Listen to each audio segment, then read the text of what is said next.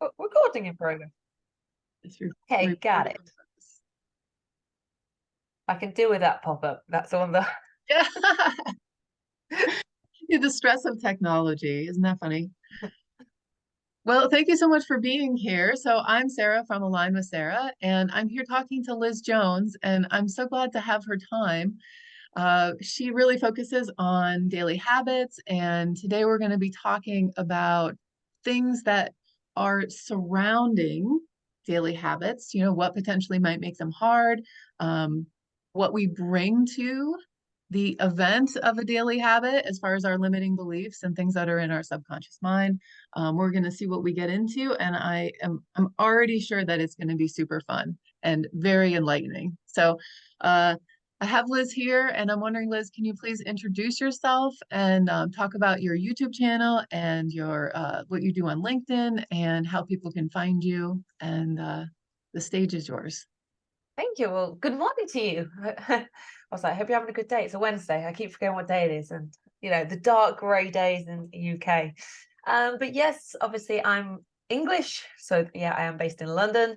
So I've been in the fitness wellness space for 13 odd years now plus.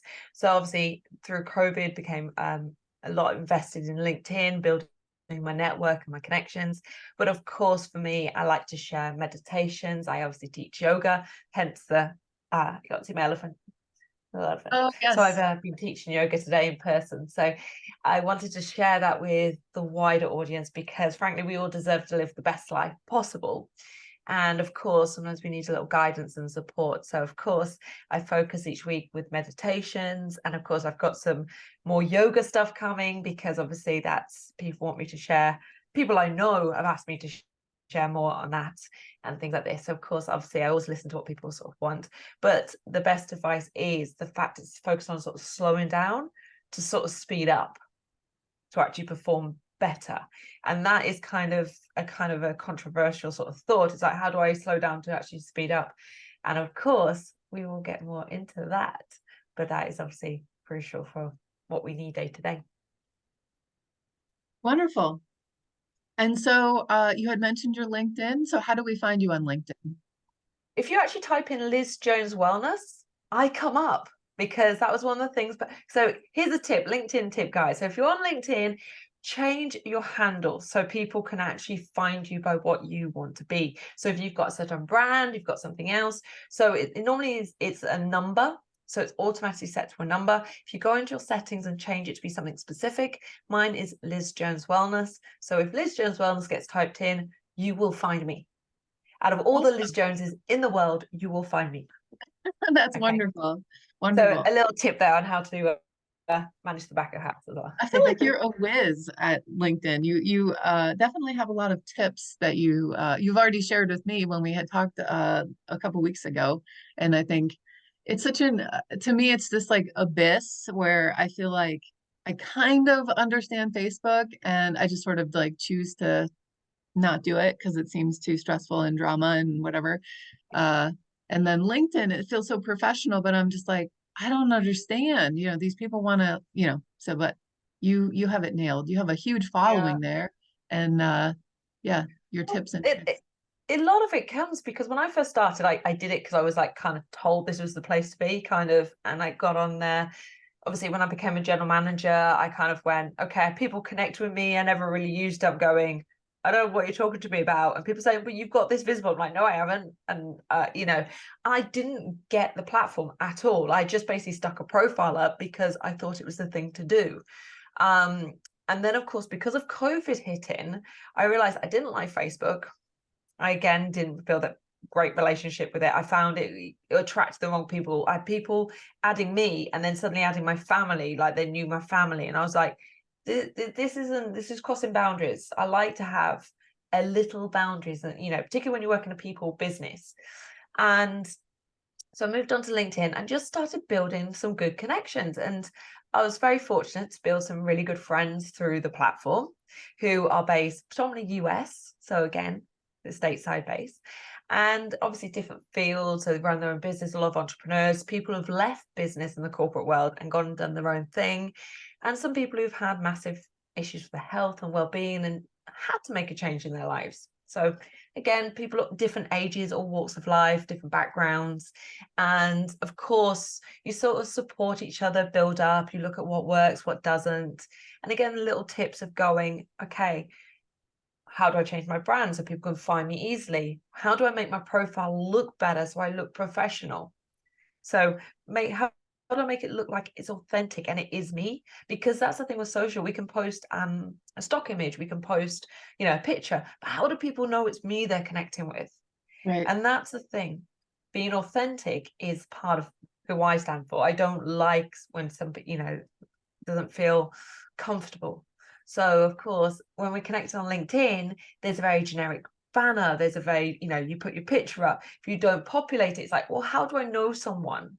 Right. And generally it is our CV in many ways, but we can still be personal. We can still put, I like elephants, hence the elephant, right? So you can still put a bit of color in, you can still add a bit of you in. And that's one thing that's been nice about seeing the platform change is it's not just this regimented sort of world. It is this, quite dynamic, ever changing. It's a great place to network. I know I feel like I'm selling LinkedIn here. Uh, so if you are listening and you do like LinkedIn, I do recommend you sort of get involved, but find a network, find a couple of people to follow and look for the tips. These guys who are sharing LinkedIn tips are sharing them for a reason. So Right. Right. yeah, but of course, don't lose you. That is the Yes. biggest thing, because you can get drowned in that sort of corporate world. You can put on a face because you think that's the way people want you to be. And actually, as soon as I find I'm going that way, I actually come off it for a week or so. And people, I've got an inbox, I'm like, you know what? I'm not run by you, I run my life. And Mhm. it's taking that level of ownership to go, hang on a second, you don't control me, I control me. And if I'm going to show up the best and I give my full heart to this, then I've got to be able to feel in the driver's seat. Yep. Yep. That's the second time that you mentioned boundaries, and I feel like um, it's such an important, it plays such an important role in mental health in general, and then, the stamina that we have for the day, and then also where where we do have good boundaries, then there's some energy left for us to I love talking about the noticing and then listening and then shifting. And I feel like that's the magic recipe for anything that you want to do with personal development. Just find something and notice it and listen to it and shift if you need to. Um, but when we can kind of make that, I want to even say how it's like a parallel. It's not even a connection. I feel like it's like this 100% like, if we go across and look like, oh, I have a boundary, I have a boundary, don't have a boundary, then there's, this pit of energy loss, Mhm. like right down. And then we get back to boundaries and then we have our energy back for us. And when we want to do those things that feel so simple, and I'm going to say that, simple does not mean easy. We want to make those simple changes. I want to start journaling. I want to start drinking more water. I want to get to bed at an earlier time. I think one super critical piece is the boundary thing. And it's, again, so simple. Simple does not mean easy. And with boundaries, I think it's one of those things that gets for me, I guess I'm talking about my own personal experience. It gets so complicated because the responsibility load that I have. And then, my work gets into the emotional baggage, what lenses am I seeing this through?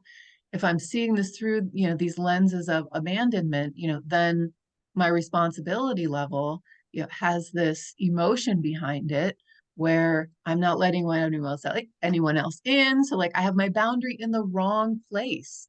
So I feel like there is I feel like there's a lot to it. So what do you think? Yeah. How do you think the boundaries tie into the just Well, as you said, to start with, huge player, because you need boundaries, because otherwise, people who are going to drain you will drain you. People who go, well, you've not replied to me. Well, hang on a second, I wasn't on my phone, I was with a client, I'm not connected. Like if someone texts me now, I could be like, well, hang on a second, I've just got to text my phone. Yep, yep. I'm not in this moment, I'm not invested, I'm picking up my phone, I'm distracted. And often we get in such a world, it's like we're actually so distracted because we don't give ourselves the focus. And our boundaries help us to focus on what's important. So, as you said, simple doesn't mean easy, because change isn't easy. It's like if we're saying simple thing, like I'm going to bed at 10 o'clock. Okay, we'll go, okay, we're going to make sure we go to bed at 10. Some nights we do it, some nights we don't. We're just going to make that our boundary and say, right, 10 o'clock is our shut off. But what people don't think is what it takes to put that in their day. They go, that's my boundary. But then yet they're suddenly taking their phone to bed. Then suddenly they're still working till 9:30, then having a shower, then doing everything else. And it's like, okay, you've set a boundary, but you haven't given yourself realistic expectations. And of course, that's when we can start shifting to everybody else, because we're not Right. being realistic with ourselves. Right. You know, Right. or maybe the boundary is something you haven't connected with. You haven't really got into what your boundary is. Is it going to bed at 10 o'clock? Or is it, I'm going to get a great night's sleep. I need to get 7 to 8 hours every night, because otherwise I know I feel like crap the next day. Excuse the term, but I'm not feeling my best. That's what it needs. I have to do that. Then you get more into a why, not just a thing that you're doing. Mhm. Yep. And then I think boundaries, that's another, this highlight that you just were talking about. The boundaries, I feel like when we are not invested in our own path, that blame game, when that shows up, of course, there's, all the other factors, you're talking about staying focused, and like my dog's over here whining and I'm just like, like the whole distractions. And yeah, I feel like sometimes he's this, high maintenance, special needs animal that, if I shut my door, he's going to be whining at the door. He's going to be, scratching at the Yeah. door. Uh, if I let him in here, he's going to, probably be over here like, poking me and have his head on my lap. So there's this, um, in my mind, the way that it works as far as like, okay, well, I want to be able to be as focused as I can. I can't control if, I'm going to get a package or a delivery or somebody's walking a dog, outside the house. But I can control, like I could take him for a walk. I can take him outside. I can give him some exercise. I can give him his like little toy to play with. And like in my mind, I kind of like go backwards in time with like, well, what can I do at, we have to meet here at 10:30. What can I do at Yeah. 10:15? Okay, Yeah. well, I actually need to do that at 10 o'clock. And then, if we are going to go outside and go for a walk, then we need to do that at like 9:30 because I have to do this other thing. I think that there's a lot of accountability Mhm. that needs to happen. And I think the scapegoat for accountability is just blaming, like, well, he's just special needs and he's a handful. And, you know, he's a dog. He has Thing is, needs, when we're not doing the best that we can and we're knowing that something's not worked out, the easiest thing is to blame or look for excuses. This is why when we often don't do something, I mean, I did it. I had a yoga workshop in October, and I knew I was busy with him in my new part-time role, and I knew I was really, really busy, and I got to it. First thing I did, I went, well, it's because I hadn't marketed. But I also know, and I sat there and went, hang on a second, that's the reason why, because you've not really been out engaging, you've not done what it needs to make this, booked and people come. But why didn't you do it? You really could have done this a couple of weeks ago. And then it's kind of that really honest point, because yeah, it was my excuse. It was actually the reason, because how can you get somebody to do something if you haven't told them? But then I sat down and went, no, because when you were busy, you didn't make it a priority. You just went, I'll just do it later. Because you knew if you got to that point and it hadn't worked, you could have the excuse. And it's that kind of vulnerability with yourself to say, hang on a second, I'm going to own this. The reason I've not done this is not because of the excuse. It's because I knew that it would give me the excuse and I could make myself feel better, if that makes sense. And we often look for times not to be vulnerable. And sometimes we get to say, like I said, I know this stuff. And even still, I know 2 months ago, I did it to myself. And I had to sit there and go, okay, why didn't you do that? What was it that you were thinking? And I was like, and I looked at this stuff and I actually sort like did that sort of self-reflecting and took a moment and just went, You wanted to protect yourself. You wanted to make it easy so it felt good. You felt good because no one came. Not the fact you're trying to start something new and it didn't work. It's the fact is it makes it easier emotionally. You sort of protecting yourself because we don't like change. Neither do we like to fail. Neither do we like to get things wrong. So we can do something in our own minds that gives us the level of protection. Then of course that's what we're going to do. So it's that sort of, as you said, limiting beliefs and stuff. We can set ourselves in with those sort of actions, and we can start finding the excuses why we're not doing something to begin with. But then it's because we know in our subconscious mind we're going, okay, I know if this doesn't work, I've still got some reason to lean back on. Mm-hmm. It's which is much easier. Mm-hmm. And I think there's a lot of stuff that takes over, and we're in those moments and we're making those decisions from our subconscious mind. Sometimes it takes till 2 months later when the event is here, and it's like, oh geez, where, okay, well, you know what, I think I was trying to keep myself small. I think this was a step forward. I think this was whatever. And I believe that that is the same energy as, I get this bonus check from work, and then the next day there's a car issue, and it just magically is, the bonus check was 600, this car issue is 600, and I'm right back to my comfort zone, which is not high functioning zone. It's just like, I know how to have the financial struggle. I know how to feel like, it comes in and it comes right out. I know, the threshold of just enough. And I think that there is, I think it does take a little bit of a reach and an open mind to think of those things. But when it can be so empowering to think, I'm manifesting every moment of my life, and I'm manifesting my comfort zone. I'm manifesting the issue. Yeah. I could also manifest the magic. It's also your tolerance. It's the fact is automatically you get a bonus, and we automatically, it's the either, oh yeah, I got the bonus, sort of excited like it's something new. But if we go, oh yeah, of course, got a bonus, and have a little bit more of that sort of knowing, that sort of empowered, it's like, okay, and say the car happens, you just go, okay, but I'm not supposed to be out of pocket. There's a difference in that energy, in that focus to go, no, I don't accept this. This is not Right. going to cost me that much. The final Right. price is going to be less.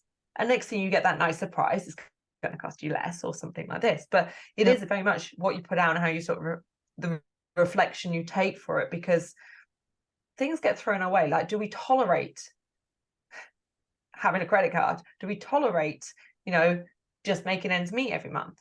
Or do we sit there and go, actually, no, something good's going to happen, and having that nice little surprise of, it might just be 10p cheaper when you get to the till, or 10 cents or something. It might only be a small thing, but you have to go, thank you. Right. Because guess what? That's money back in your pocket. Yes. I love that you used that phrase, I don't accept this, because I think it is such a great alternative to many people's instincts where here's my new paid, here's my bonus check, my 600, Yeah. and I can't believe this. And that, like, it makes my spine straighten. And I want to say, you're saying you're like creating this divide with those words. I can't believe this. Instead of saying, Yeah. I'm so thankful for this, or uh, recognizing, saying, I can't believe this, is saying, I don't accept this. And Yeah. when we do have a choice of, you know, Uh-huh. what if, this comes and this is, I can't believe it's so much more than I thought it would be. Well, you know what? Wait, time out. I just heard what I said. I completely accept this money into my life, and Mm. it's bringing me forward into a place I've never been. I Well, believe that I'm worth that. the line I normally take on, say, for someone like that, say you go, oh, I can't believe this. I go, no, stop. Thank you so much. Or even just say, Yes. like, because I got, obviously, not huge, but but I got a little bonus. I got the phone call and say, here you go, you're contracted. Here's your little bonus. I was like, really? I went, you know what? Thank you so much. That's really nice. It's nice to be appreciated. Although kind of, I already, it's really weird. I kind of knew I was going to get a bonus. I didn't think it'd be like huge and it was, but I already knew something was coming. And but it's that sort of, really? Okay, cool. Thank you. Yep. And it's that sort of, so even as you said, catching yourself, sometimes people feel, and I noticed when I started doing this, I felt really uncomfortable to say, I can't believe I've got that, to go, oh my God, of course I can't, or being overly the other way. So that's why I kind of just went, okay, no, stop. Thank you. And just had that sort of stop, because I was like going, no, let's train my brain, retrain my thoughts. And of course, how I'm feeling towards it, and go, no, we're not going down that line. Stop that. No, end. Yep. And of course, then I give it a positive. So sometimes it is an affirmation because it's something different. But if it's like the money and you're just getting that, it's just like, okay, thank you so much. This is great. This is amazing. Yep. Yep. And then I think it's also, yeah, there's wisdom in what is that reaction? There's wisdom in paying attention to those first words out of our mouth. And like you said, you just, oh, hold on. I just heard myself. Now it's Yeah. time, that noticing, listening, and shifting. Okay, time to shift. And now I make it a point to say it like 3 or 4 times and to come back to it, because the negative thing, the limiting thing is there in myself, in my subconscious. And I want to try to be louder than that with my conscious mind. I want to be trying to get something on board. And that is a daily habit. And I feel like if we're going to be changing, that Mhm. response thing of, something comes in, and Mhm. what is our reaction to that? What is our response? It tends to be, it can be, I should say. I mean, in my mind, I see with the goggles of emotions, but I feel like there is an emotion tied to it, and identifying all of those factors helps create this opportunity of the new daily habit where we can be thankful for the Yeah. coffee machine working. We can be thankful for waking up and feeling great. We can be thankful for, the dog behaving for the half hour that I need to be, focused on something else. Where we can recognize those things that we just are maybe even taking advantage of, and we're not celebrating. So that I believe that universal energy is hearing us to say, oh, this is what Sarah wants. So Yeah. let's give her more of that. And that's the thing. It's also because if we look at our thoughts, we have like about 95% of thoughts we had yesterday. Roughly around 85% of them are negative. Okay. And a lot of that is from training and things like this, because something could happen to us as young as 3 years old. Then something adds on to it and something adds on. And these little things just slowly build up to this as we talk about beliefs. So obviously this will take us nicely into beliefs actually. But this is how we form beliefs. And also, of course, our limiting beliefs are formed exactly the same way. But what people don't give credit is suddenly you've got, say it took you 10 years to learn something. It's going to take you time to get back. It doesn't happen overnight. So a lot of times when we sit there and think, okay, I don't feel any different. Initially, you might not. And that's okay. It's to give yourself the patience to go, okay, but you know what? I'm working on it. I'm spending today and I'm going to be 1% better today, 2% better. I'm just going to improve on how I feel right now. Mhm. And then just as you build a wall, a house, you put a brick on a brick on a brick, and it slowly comes up. Because a lot of our limiting beliefs, we've had a trauma as a child, we've had something happen to us. Then, of course, maybe it's a relationship as we're becoming a teenager, young adult, then it suddenly adds to that trauma, but everything just adds to it. So when we start forming these belief patterns and changing behaviors, like you were talking about with changing words and retraining our brain, we need to be back and obviously giving out to the universe, but the universe gives us what we are. So if we're holding inside these fears in our subconscious, we're just trying to sort of cover them. We need to constantly stay consistent. And that's why daily habits are even more important, because it's not what you do just the one day or 2 days. It's not just what you do for 10 minutes in the morning. Do you catch yourself in the afternoon when you're in the store? Do you catch yourself when maybe having a night out and somebody's bumped into you, spilt your drink or something? It's catching yourself in those moments so that you're constantly saying to the universe, no, this is not who I am. This is who I am. I shine, I sparkle. We want to sparkle. Let's sparkle. Yes, I think it's great. Um, so you mentioned your yoga, Uh-huh. and while you were doing that, I reached over on my bookshelf, and grabbed this book, which I think it's from what, the 80s, the 90s, something like that. I feel like it's been around for a while. The Body Keeps the Score, Uh-huh. which is, um, I think it, maybe I'm wrong with this, but it was presented to me as this hardcore research that went into retraining or releasing the trauma, Mm. but recognizing that it's not just in the mind, it's also in the body, and it's also in that thing in between, which I call the spirit.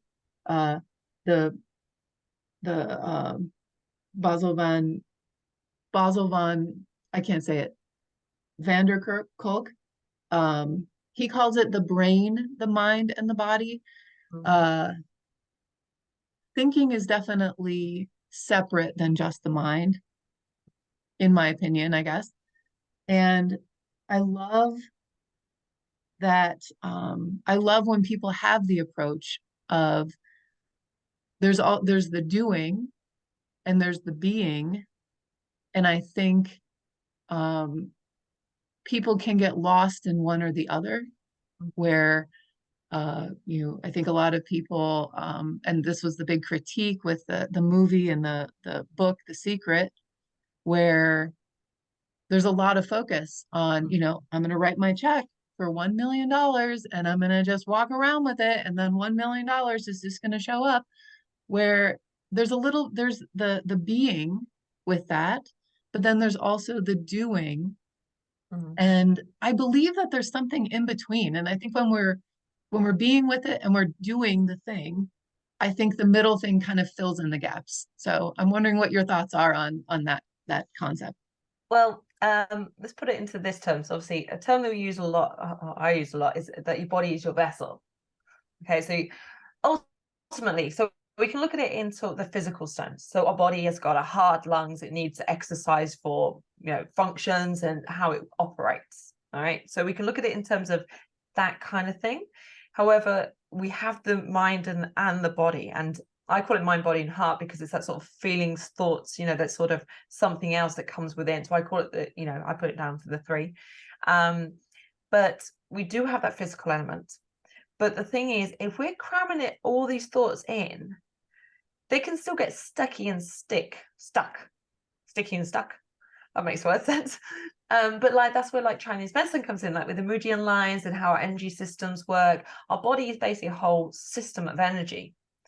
Now, if we sort of just sit around and we can sit there all day going, I'm rich, I'm famous, I'm doing, or whatever it is that you want. I've got this great relationship, I live in an amazing house, but you're not taking any action, then of course you're coming up with a problem. So I think the split is sort of 80% sort of thoughts and feelings, the other 20% the actions that you're taking. So if you're saying I want to be rich, you've got to be willing to do something. Are you in the physically best state to receive that? Are you doing something every day to be able to bring that into your life? Okay. If you want to lose weight, you can't just sit on the sofa going, I'm going to lose weight, I'm going to lose weight, I'm going to lose weight. You need to be able to move the body and keep your energy flowing smoothly. Because as well, what you can find is so here's a meditation practice, if you've not done this, is sensing where your energy is sitting or where it's blocked. So you might have a trauma from the past and it may be sitting in your shoulder or your neck and shoulder. It may be sitting in your elbow. And you can sense it. And the mind works in symbolism. So if you start seeing it as trying to see yourself in a picture, it's not a symbol. If you see, I'm personally, I go for a dark cloud or a white cloud, because we imagine lines, if we're lying on the ground and we're in Shavasana at the end of our practice, and you can sort of imagine lying on the ground on a sunny day and watching the clouds floating. It's the big fluffy ones, and you're looking for shapes, and it's kind of fun. If you've never done that and you're watching this, I recommend you do this. But So if I say like when you exhale, like even like your breath on a cold winter's day. Okay. So as we're breathing and we've got, if we know we're carrying weight, imagine seeing that as a dark cloud.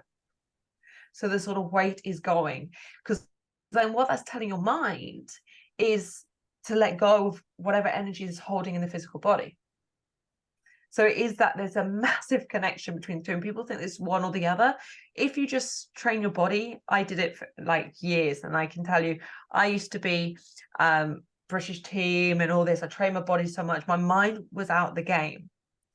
And of course, when it came down to it at the World Championships, the reason I lost, I wasn't beaten. I may have been beaten in the end if I was in the right space, but the reason I actually lost that fight was because my head had given up.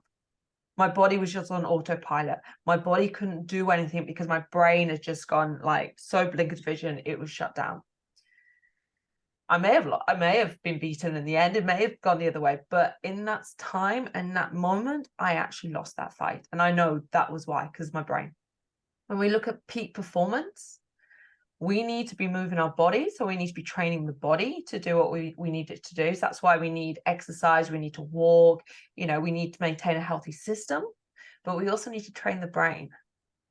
And that includes the activeness for the brain. So giving the brain a workout, crosswords, jigsaw puzzles, arts and crafts, whatever it is for you, as well as then that debunk. So journaling, meditation, the sort of, which allows the quietness. So the other part of the brain, or the feelings, to come through, because that's when your intuition starts to speak. So when we're the quietest, we hear the loudest. What is that a Rumi quote where he taught that the hardest things that we arrive in at life are mended by the softest approach that we can come to. And I think the there needs to be softening of the body and softening of the mind and softening of the heart or the spirit or the brain, whatever we want to call it.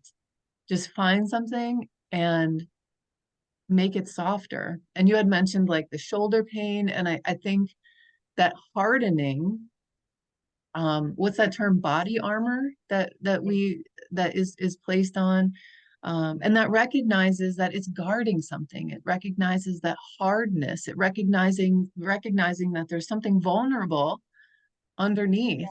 I'm definitely like a shoulder pain person, and I'm very conscious of how sensitive it is, and gets almost like exhausting to be like, okay, well, what now? What now? I wake up and it's like, it's sore, or the end of the day, I'm doing all kinds of stuff that I need to be doing through the day. And I recognize that it's a demand for the body.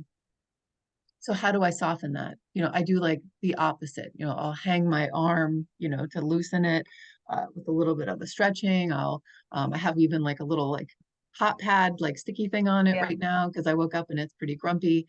And with the mind, use yeah, meditation. and I was doing my chronic pain meditation. I have like my go-to one that it's the Mindful Movement YouTube channel, and there's like this like little like piano that plays in the beginning, and as soon as it plays, I'm like in the zone, where it could be the wrong video, but like as soon as I hear that, I'm just like, I'm in the zone. And she walks through, the right in the beginning about how chronic pain is trying to tell us something. And it's how we listen to it, it's what we apply to it. So a slightly different way to do that, which again, because there's so many slightly different ways, and I've obviously been playing around with different ones. And yesterday morning, for example, I did a Paul McKenna hypnotic one, and I was like, I woke up going, that was really cool, really different, because I had one voice in one ear and he was saying something different in the other, which was very different because talking to different sides of my brain. And again, it was that sort of very different experience.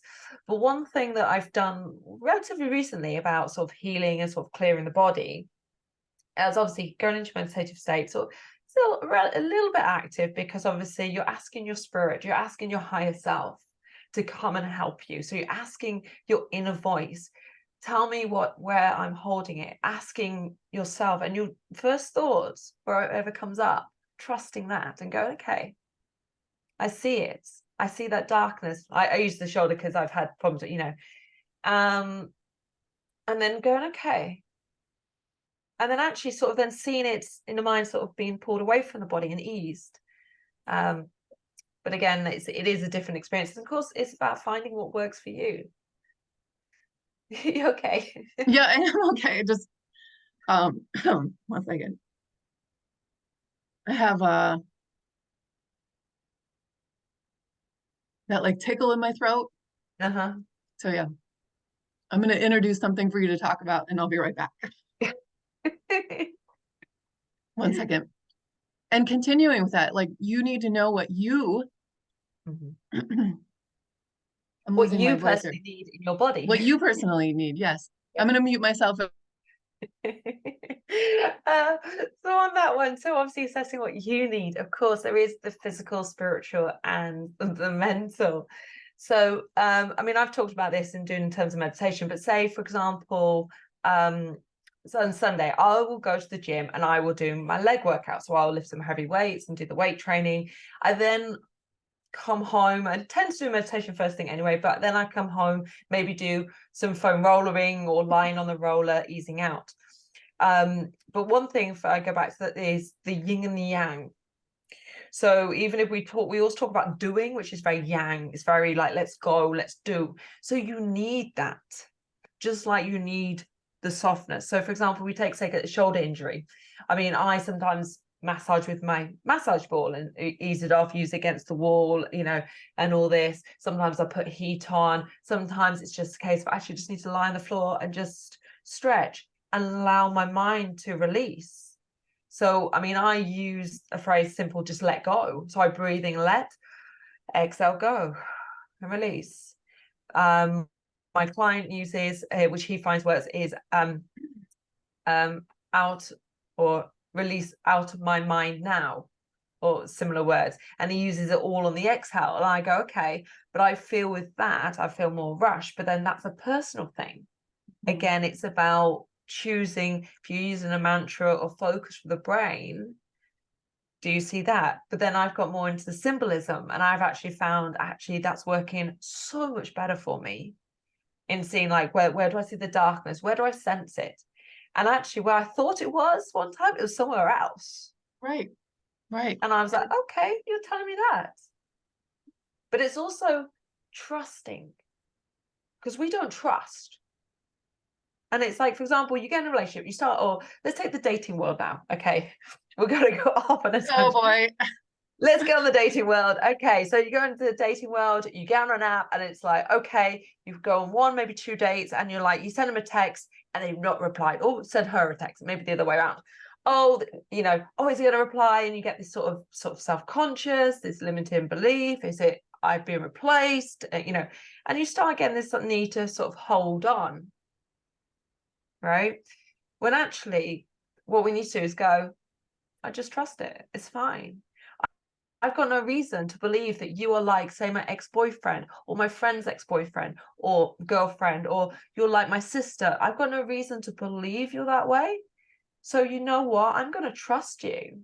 What you've told me is the truth in this moment. Tomorrow, it may be different.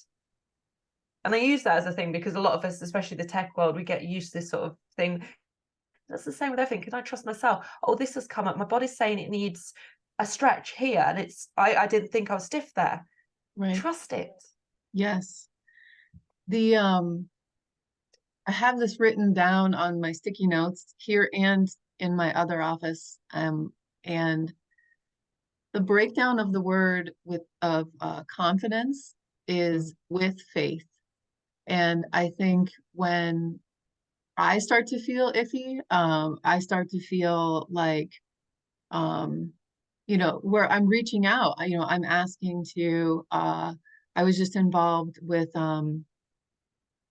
I can't remember the name of the organization, but they do this like summit of like 300 presenters once a year, and they put out this like magazine and all kinds of stuff. And I mean, it's way out of my comfort zone. Like I want to be over with the chickens. I want to be doing my firewood. And there's this strong focus on, how you present yourself, and like there's a huge marketing thing. And um, I was staring at my sticky note, and I was saying, I found this on purpose. Like this found me, and I found it. I was reaching a little bit, and this showed up. I need, with faith, I have to show up with faith. And it was interesting because it was like that same, like you're talking about the dating app, but I sent my thing, and there's something that says, within 24 hours you'll hear from us, and it's like 2, 3 days, and I'm like, and it's really Yeah. just like, nope, here's my sticky note with faith there. Just have faith. And I did end up, I went through the process. I made the first couple like cuts of like, these many people applied, and then we have the initial Yeah. thing, and then the last lady that was like the person that decides, she had given me, she was like, I'm really on the fence. I don't really know. And I'm like looking at my note, and she's like, your eye contact is not so great. And I'm like looking at my note, and I'm like, have confidence, have confidence.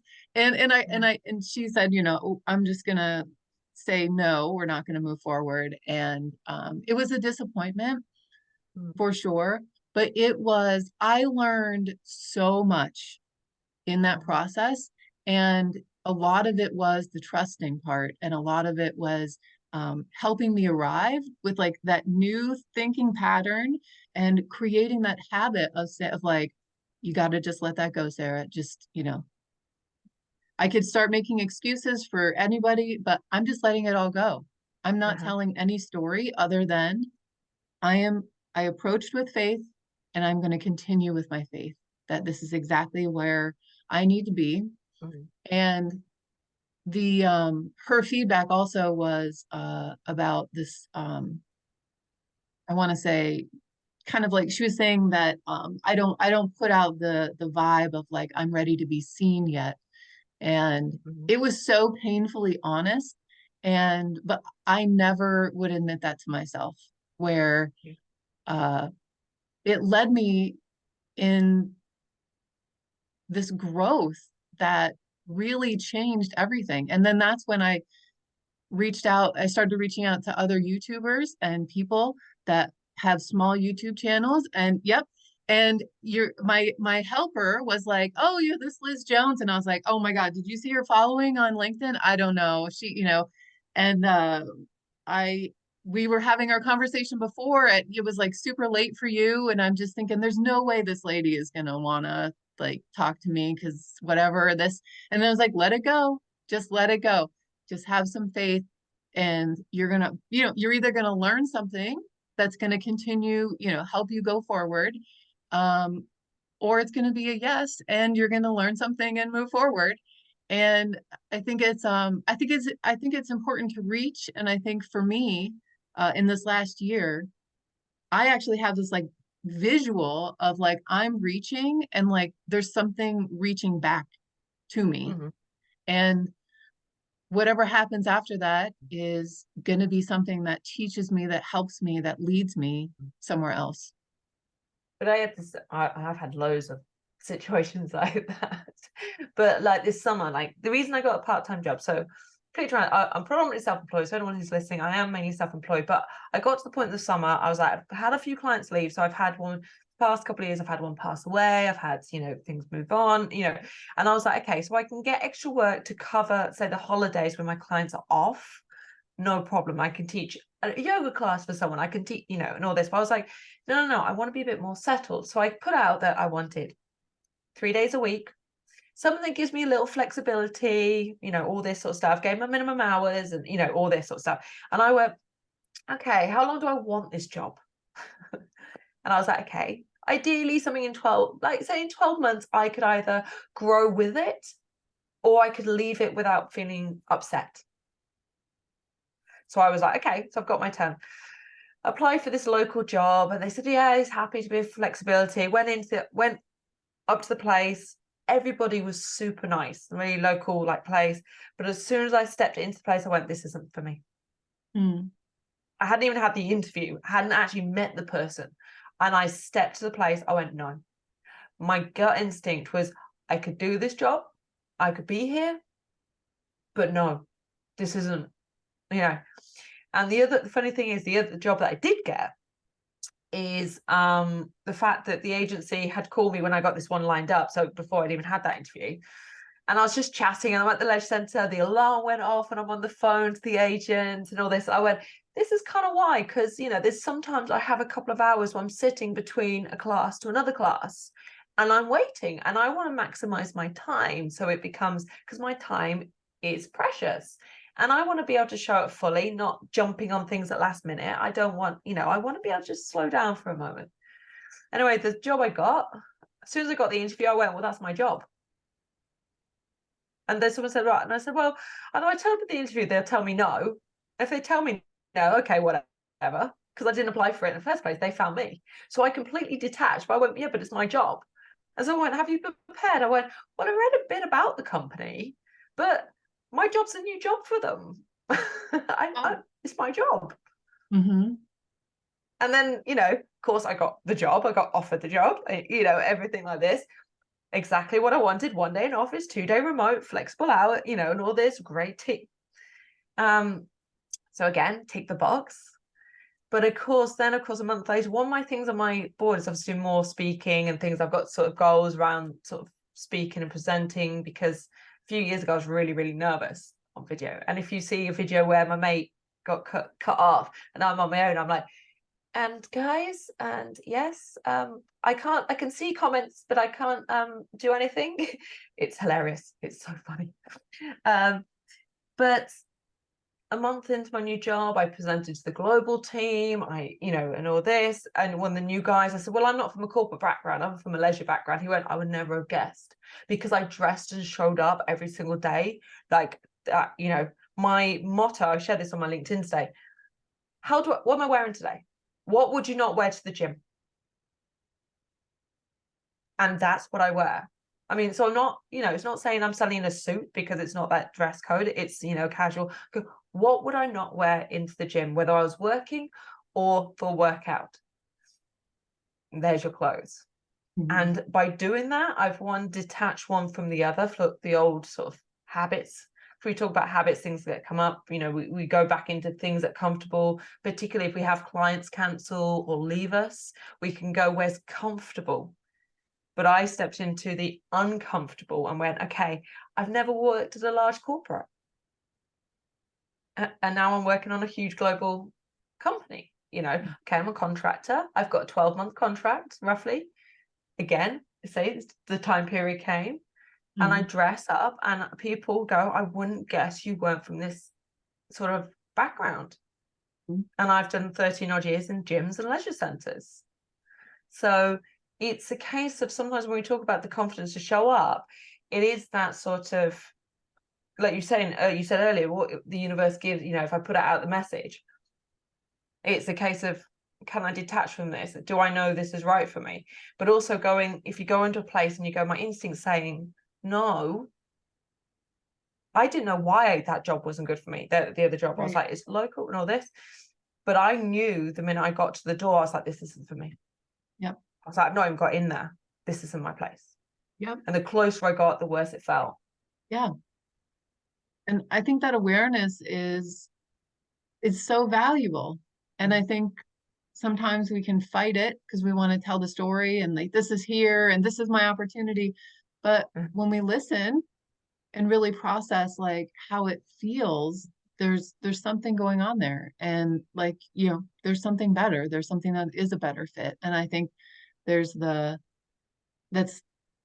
perfect example of the being and the doing. You know, I showed up, but I've been with this long enough that I know how I want to be feeling. And this is not how I want to be feeling already. Like in the first 5 minutes that I'm here, I think it's super valuable.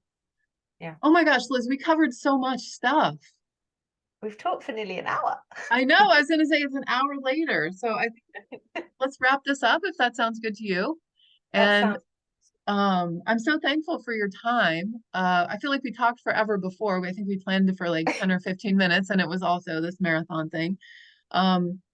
So just to review about how people can find you and your YouTube channel and everything, and then we'll say goodbye. Yeah, well, if you want to find me on YouTube, it is Liz Jones MBH. So that's Mike Bravo Hotel, because that's Mind Body House. I do share at least one, if not two, weekly meditations, ideally under 50. I'm usually under 10 minutes. So if you want that short reset, that's kind of what it's there for. If you want to find me on LinkedIn, Liz Jones Wellness. But of course, the stuff I share, this is why one thing I probably should add, I've mentioned a corporate brand, not said who they are, and that's for a reason, is because I'm me, these are my thoughts, I'm not promoting the company. So again, if you want to be nosy, it is on my LinkedIn, but I do not promote the company. That's why. Okay. Just make sure that goes out. That's a very good point for sure. And then here we are on the Align with Sarah YouTube channel. We have a ton of stuff for free up on the website. Most of the stuff that's up there for free is going to be a paid program in 2024. So please get it, please check it out, and please let us know any feedback about it so that we can create it to be the best product that and resource that it could possibly be. The newest thing is the 5 minutes to better you, and that is a program where we have a hidden page on the website, so you need to sign up to get access to the page. And every week we put up 3 videos, 5 minutes or less for self-care. So the videos are not 5 minutes because I'm a talker, but the idea that I'm talking about for self-care takes 5 minutes or less and is very low financial impact, but has a huge mental, physical, um, universal improvements. And it's been in my thought of getting my motivation where it needs to be for our winter months here in the Northeast, where we have not a lot of light and coldness, and the yin settles the in, and it feels very heavy for me. And then also just the pressure of the new year and all that comes with it, with my work commitments and uh, planning the future for the farm and everything with, what animals, what this, what that, it gets very overwhelming. So creating the best me that I can possibly be now that can build one 5 minutes better, for my next 5 minutes. I feel like that's my focus and I share my journey. So it can also be your focus. So all right, that's it for my whole spiel. And it was so great having some time here with Liz. I appreciate it so much. Well, I think Um, I've got your tickle. oh no, I sent it across the ocean. So we're all verklempt or whatever that funny thing is where we get emotional. All Okay. right, I'm gonna stop recording here. Let me see how to remind myself how to do that. And then I'm going to just talk for you for one more minute, Liz, and then we'll say goodbye. Okay.